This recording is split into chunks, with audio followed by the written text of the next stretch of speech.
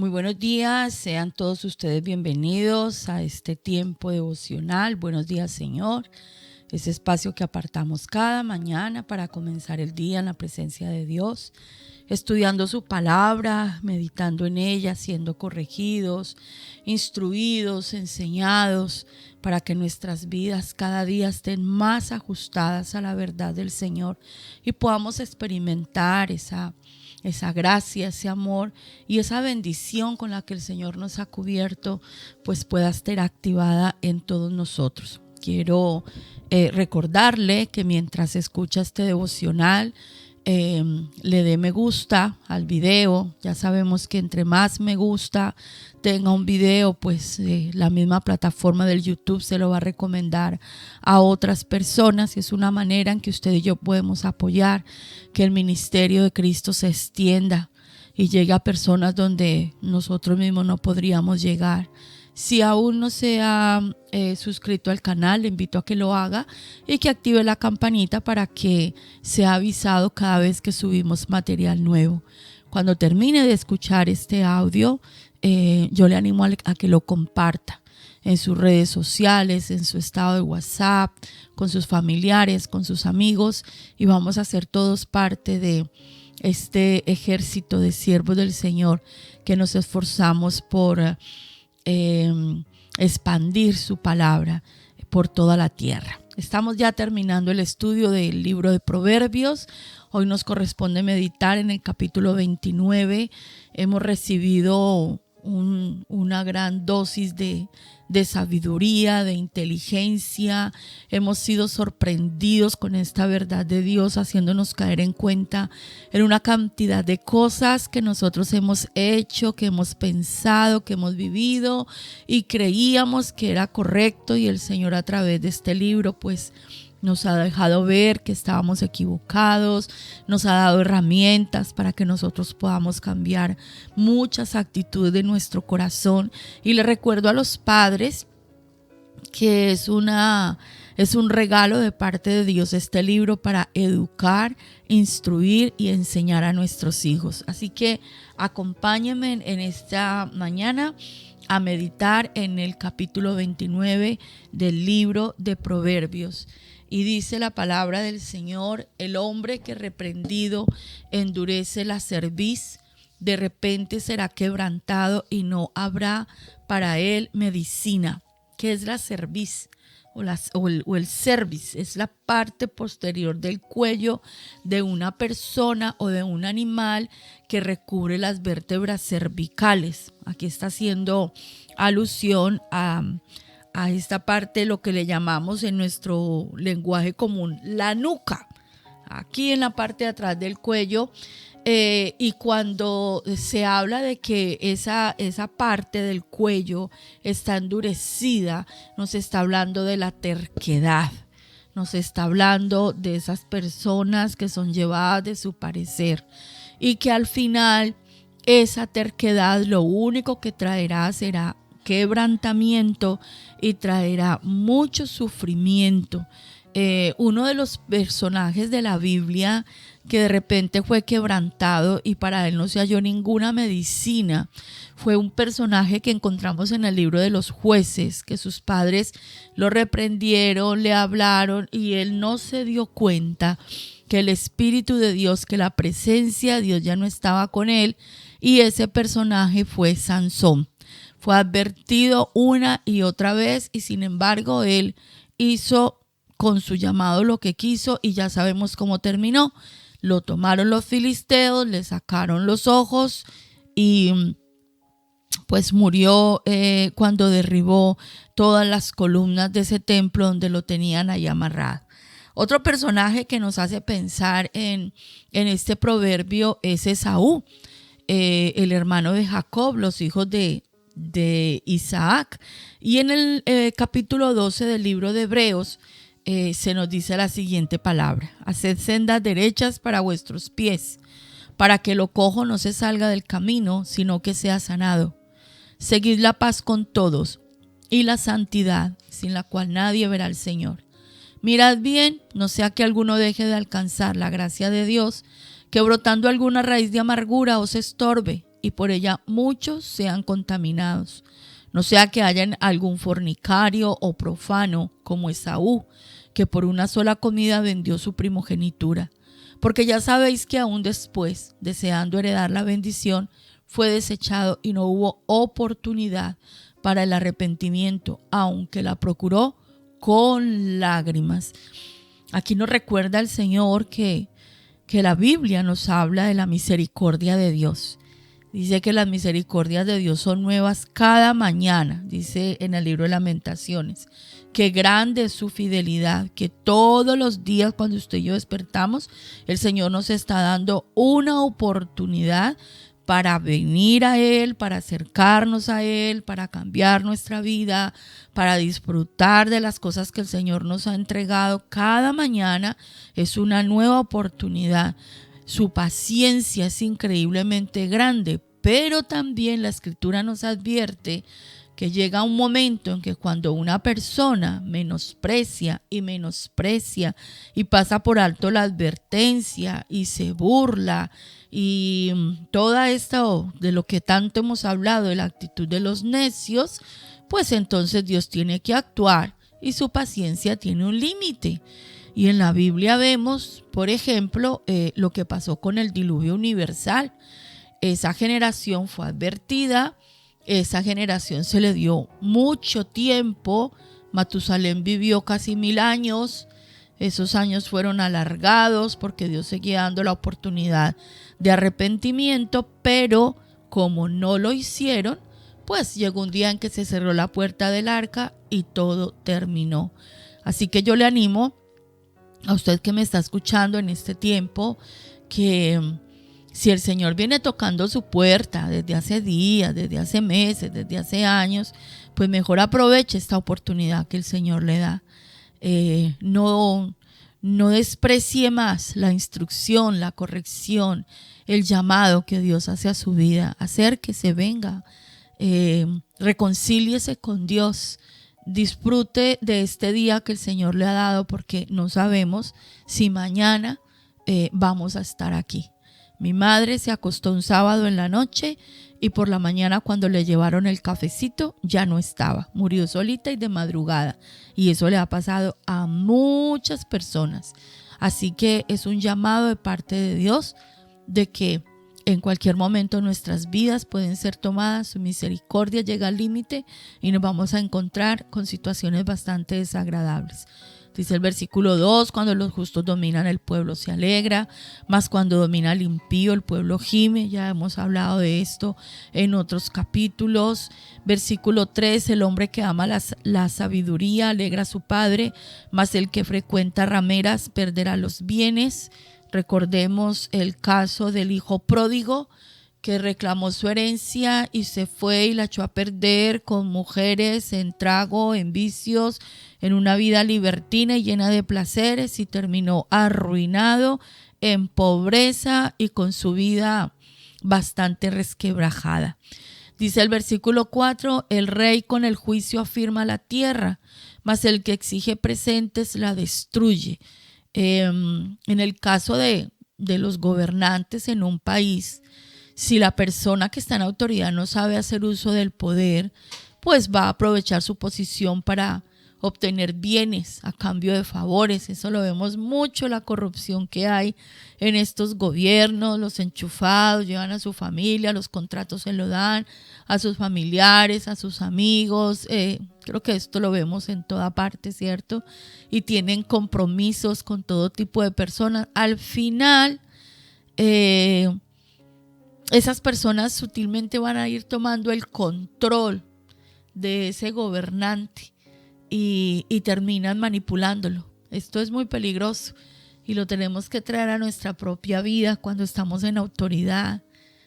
No nos dejemos sobornar. No caigamos en eso de la gente que viene con adulaciones y hay regalos, y tengamos mucho cuidado con eso, porque al final terminamos en manos de esas personas y son ellas las que vienen a controlar nuestras vidas. Dice el versículo 5, el hombre que lisonjea a su prójimo retiende delante de sus pasos. ¿Qué es lisonjear? es alabar de una forma exagerada y generalmente hay un interés de sacar un favor, de conseguir un beneficio, y por eso es necesario ganarse su voluntad. Una persona que es lisonjera, aquí en España le dicen el que le anda haciendo la pelota al otro. En Colombia decimos el que es muy lambón, ¿cierto? El lisonjero, el que hace la pelota, el lambón.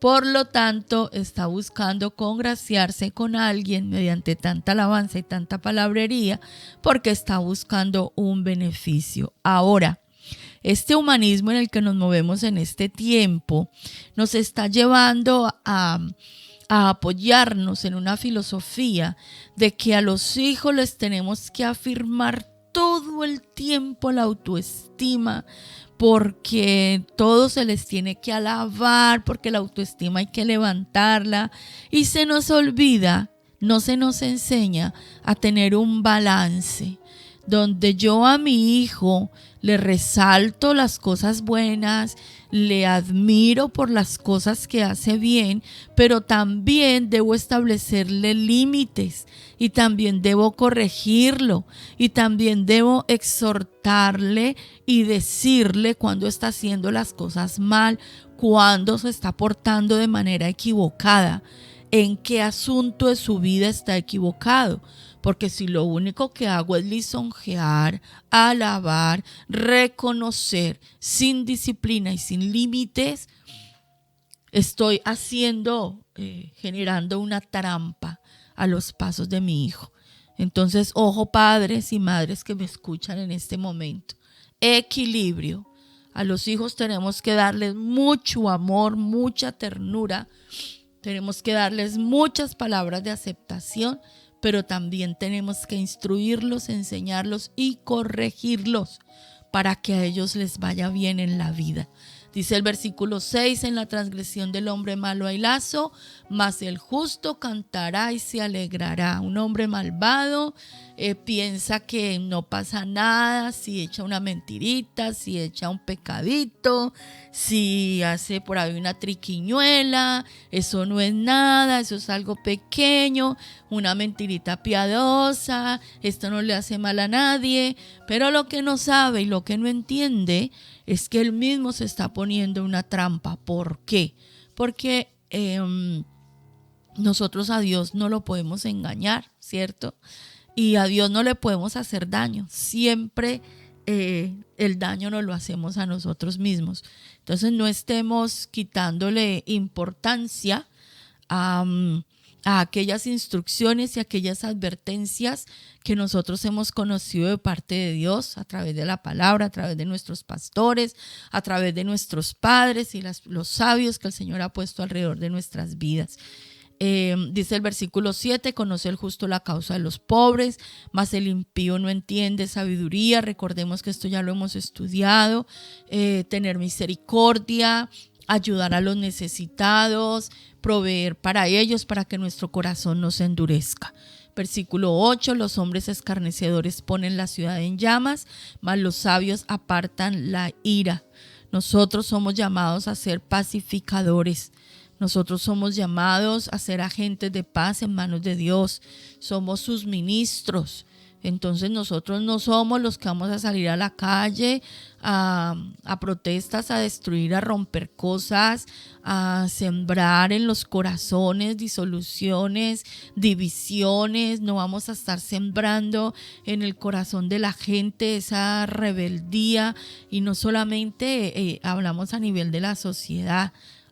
Pensemos en los lugares donde estamos, en nuestro lugar de trabajo, en el ministerio donde nos congregamos. No estemos sembrando discordias en los corazones, más bien ejercitémonos en ser pacificadores. Dice el versículo 9, si el hombre sabio contendiere con el necio, que se enoje o que se ría, no tendrá reposo. Si un hombre sabio trata de convencer a un necio a hacer lo que reaccione, puede usar 50,000 estrategias que va a ser muy difícil que el necio entienda. ¿Por qué? Recordemos que un necio es una persona que no se quiere arrepentir. Es una persona que no quiere cambiar. Y cuando la voluntad no está dispuesta para cambiar, para mejorar y dejar sus malos caminos, eso no lo cambia absolutamente nadie. Recordemos siempre eso. El necio no cambia porque no pueda, sino porque no quiere hacerlo. Versículo 10, los hombres sanguinarios aborrecen al perfecto, mas los rectos buscan su contentamiento. Cuando habla aquí de que los rectos buscan su contentamiento, no está haciendo alusión a su contentamiento personal, sino a agradar al Señor. Entonces, ¿qué es un hombre sanguinario? Pues son personas crueles, violentas, agresivas. Podemos decir que son personas de un carácter, de un espíritu exaltado, ¿sí? Violento, desagradable. Y en contraprestación, como están los perfectos, que son todos aquellos, recordemos esto, perfectos bajo la gracia, ¿no? En ese camino de ser transformados, de agradar al Señor, de cambiar de vida. Entonces, ¿qué pasa? Esas personas crueles, tan difíciles, ven a una persona justa, ven a una persona que es sencilla, que es humilde, que tiene otra forma de pensar, y que lo que hacen, pues aborrecerles porque son sus opuestos, porque cuando nosotros caminamos en justicia, entonces la maldad de los demás queda en evidencia, totalmente se ve la diferencia. ¿Qué tenemos que hacer nosotros? Pues buscar agradar al Señor en todo tiempo.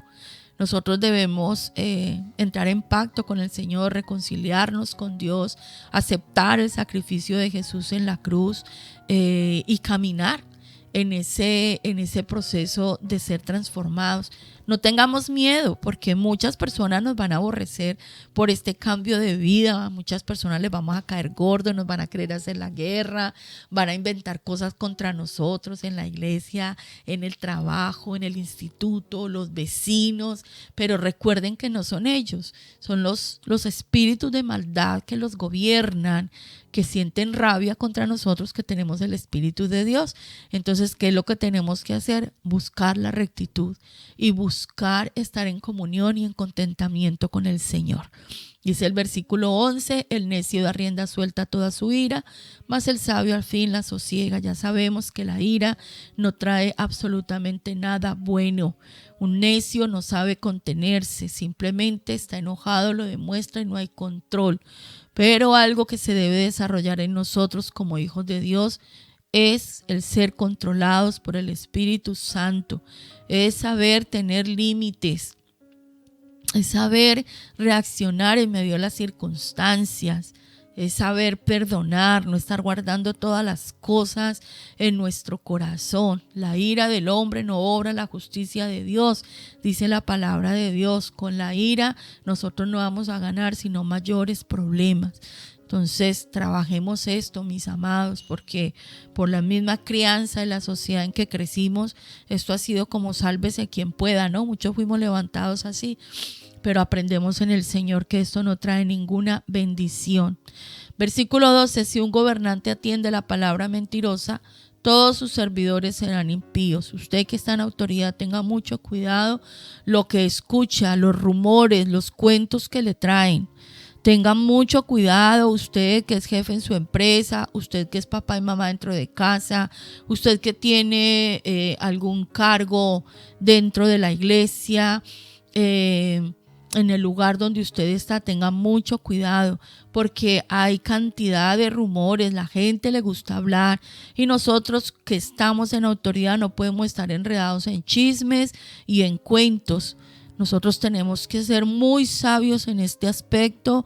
Escuche, ore, investigue, no tome partido, no tome decisiones sin que las cosas se hayan comprobado. Tenga mucho cuidado con eso.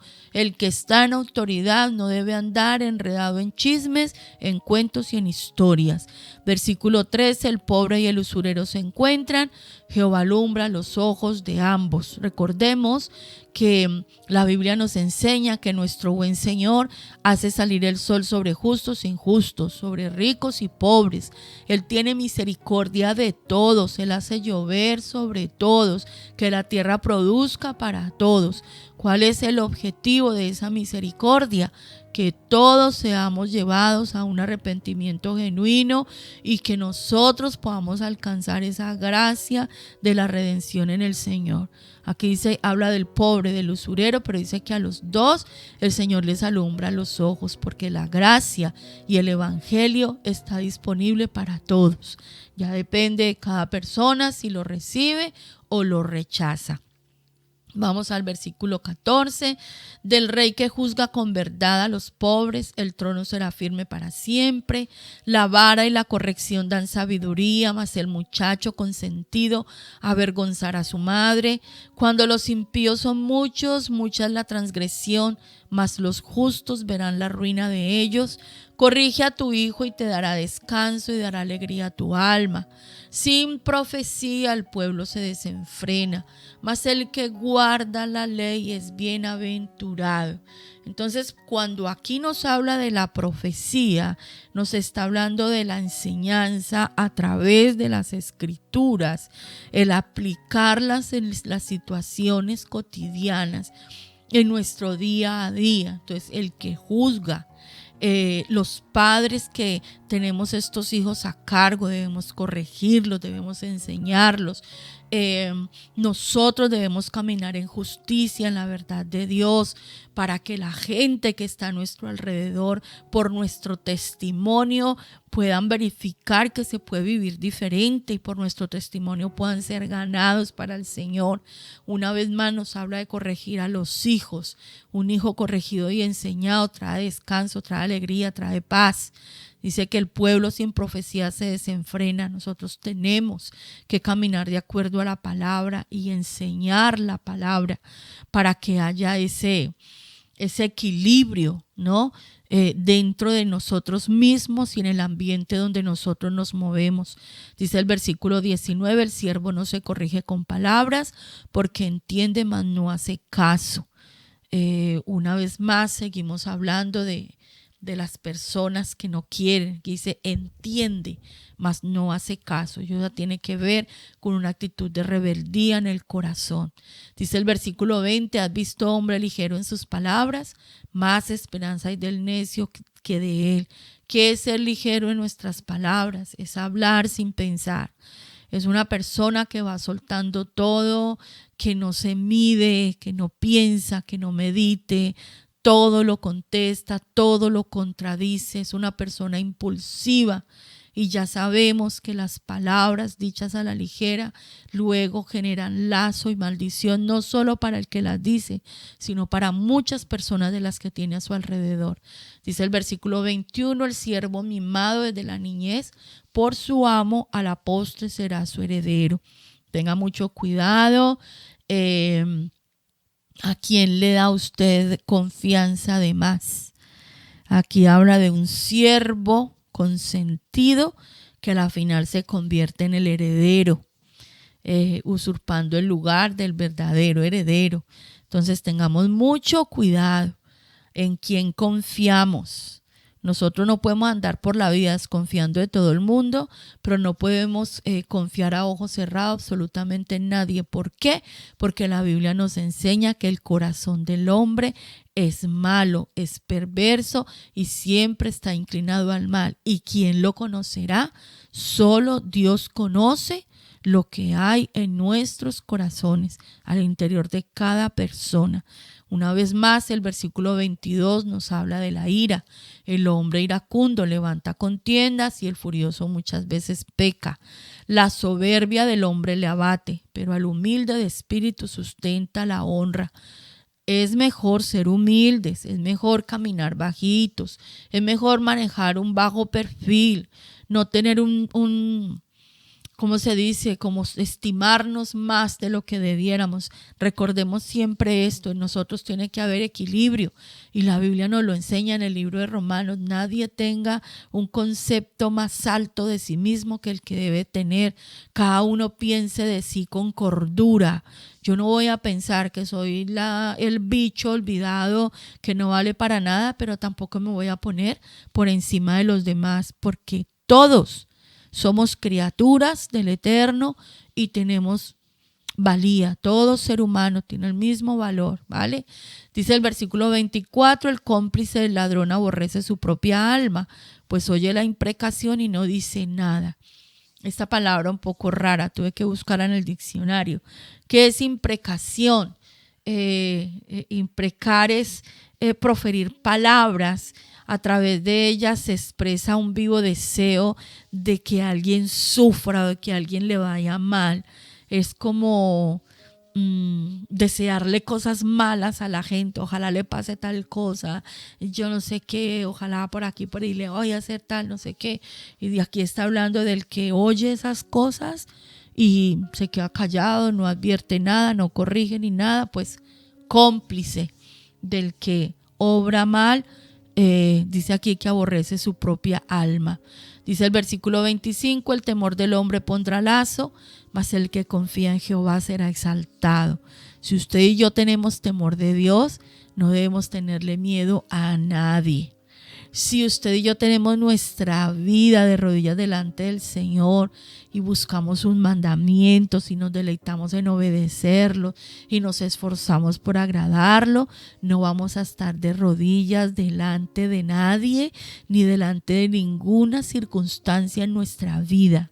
Si tú le tienes miedo a la gente, a las personas, esto va a tender una trampa, un lazo en nosotros. Entonces, recordemos, por ejemplo, a Daniel, este siervo de Dios que estaba en Babilonia, que estaba delante de esos reyes, un hombre al que yo personalmente admiro muchísimo, y él hizo muy bien su trabajo, pero nunca se dejó amedrentar por esos gobernantes que tenía, y su vida estuvo en peligro y fue perseguido, estuvo en el foso de los leones a causa de su fe, le tendieron muchas trampas, pero Daniel tenía su confianza puesta en Dios, y algo que propuso en su corazón desde su juventud fue no contaminarse. Entonces, si usted y yo estamos bien con el Señor, estamos ajustados a su palabra y caminamos en su justicia, no le vamos a tener miedo ni a la gente ni a los gobernantes, no le vamos a tener miedo a las circunstancias que se nos hablan que vienen de lejos, porque la Biblia dice: si Dios es con nosotros, ¿quién contra nosotros? Dice el versículo 26, muchos buscan el favor del príncipe, mas de Jehová viene el juicio de cada uno. Una vez más, nuestra confianza puesta en el Señor, porque en Él está la bendición y la victoria en nuestras vidas. Y dice el versículo 27, para terminar: abominaciones a los justos el hombre inicuo, y abominaciones al impío el de caminos rectos. O sea, no podemos caminar dos juntos si no están de acuerdo. No os unáis en yugo desigual con los incrédulos, porque ¿qué comunión tiene la luz con las tinieblas? ¿Cómo podemos nosotros? Son dos cosas que se rechazan, son los polos opuestos. No hay comunión entre los justos y los injustos. Es imposible tener una relación en estas condiciones, porque el uno convencerá al otro, y nos advierte el profeta Jeremías que es más fácil que nosotros nos involucremos y caigamos y nos enredemos en la vida de los injustos que traerlos a ellos a nosotros. Conviértanse ellos a ti y tú no te conviertas a ellos, nos dice el profeta Jeremías. Así que, bueno, estamos admirados de toda esta sabiduría, de todos estos consejos, y quiero invitarle a que me acompañe a orar para que encomendemos este día en las manos del Señor y esta palabra la podamos traer por obra a nuestro corazón. Padre bueno, te damos gracias en esta mañana por tu palabra, y como nos recordabas hoy en este versículo primero, gracias por un nuevo día y una nueva oportunidad que tú nos das para acercarnos a ti, para conocer tu palabra, para disfrutar disfrutar de las bendiciones con las que tú nos has bendecido, Señor, para disfrutar hoy de nuestra familia, de la salud que nos has dado, de los dones, de los talentos, sobre todo, Señor, de este hermoso regalo de poder conocerte, saber que tú nos amas, que tú nos cuidas, que nos has dado tu palabra, Señor, que nos tienes sostenidos y guardados por tu diestra, Señor. En esta mañana te pedimos perdón por nuestros pecados, te pedimos perdón por todas las veces que nos hemos comportado rebeldes, tercos, cuando hemos menospreciado tu palabra, cuando hemos minimizado el pecado en nuestras vidas, cuando incluso lo hemos justificado, hablando de mentiras piadosas, de situaciones que a nuestro parecer no le hacen mal a nadie, pero se nos olvidaba, Señor, que tus ojos están sobre nosotros, que el pecado no te agrada y que el pecado a nosotros nos hace daño, nos lastima y nos destruye. Por eso en esta mañana te pedimos perdón por toda necedad, te pedimos perdón por la dureza del corazón, te pedimos perdón, Señor, porque comprendiendo la palabra no la hemos obedecido y hoy recordamos, Señor, lo que nos dices a través del apóstol Pablo, que el que sabe hacer lo bueno y no lo hace le es pecado. Señor, gracias porque nos has entregado palabra de sabiduría en esta mañana, nos has hablado de la ira, nos has hablado de los chismes, de la contienda, de los tratos de negocios turbios, de la corrupción, de dejarnos comprar con palabras, con regalos, Señor.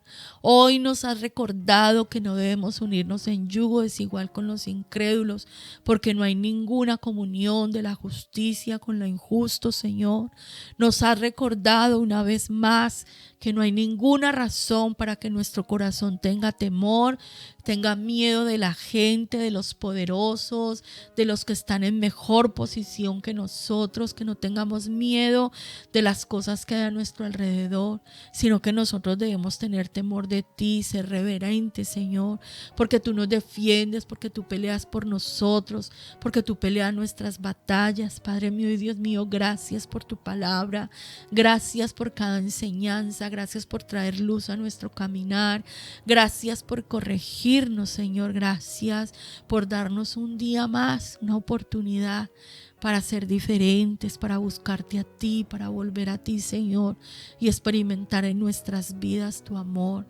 Gracias por enseñarnos a corregir a nuestros hijos y a enseñar a las nuevas generaciones para que la vida de ellos, Señor, pueda ser mejor que la nuestra y podamos enseñarles desde pequeños, instruir en su camino, Señor, para que ellos puedan vivir el propósito para el cual tú les has dado la vida. Este día lo ponemos en tu altar, lo ponemos en tus manos, que todo lo que hagamos, Señor, sea para glorificar tu nombre, que todo lo que vivamos hoy, Señor, sea para evidenciar tu amor, tu poder y tu gloria. Oramos en el nombre poderoso de Yeshua, nuestro Rey y Señor y Salvador. Amén y amén.